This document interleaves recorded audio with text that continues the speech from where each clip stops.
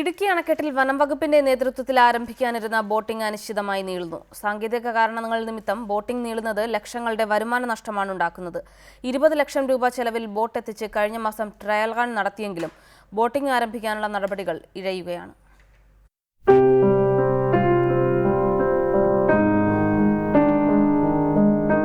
വശ്യമനോഹരമാണ് ഇടുക്കി അണക്കെട്ടിലെ ഇപ്പോഴത്തെ കാഴ്ചകൾ.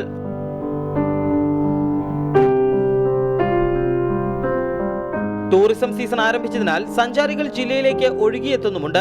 എന്നാൽ ഇടുക്കി അണക്കെട്ടിന്റെ ടൂറിസം സാധ്യതകൾ ഉപയോഗിക്കാൻ അധികൃതർക്ക് ഇതുവരെയും സാധിച്ചിട്ടില്ല. അണക്കെട്ടിൽ ബോട്ട് സർവീസ് നടത്തുന്നതിനായി കഴിഞ്ഞ മാസം 20 ലക്ഷം രൂപയ്ക്ക് വനംവകുപ്പ് വാങ്ങിയ ബോട്ടാണിത്. ട്രയൽ റൺ കഴിഞ്ഞിട്ടും ഇത് കരയിൽ തന്നെ കിടക്കുന്നു.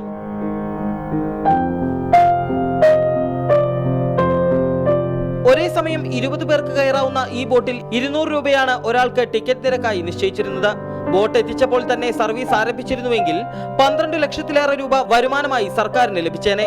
ഇടുക്കിയുടെ മാത്രം പ്രത്യേകതയായ ആർച്ച് ഡാമുകളും ചെറുതോണി ഡാമുകളും വനത്തിന്റെ ഉൾഭാഗങ്ങളും ബോട്ടിങ്ങിലൂടെ ദർശിക്കാനും സഞ്ചാരികൾക്ക് അവസരം ലഭിക്കുമായിരുന്നു.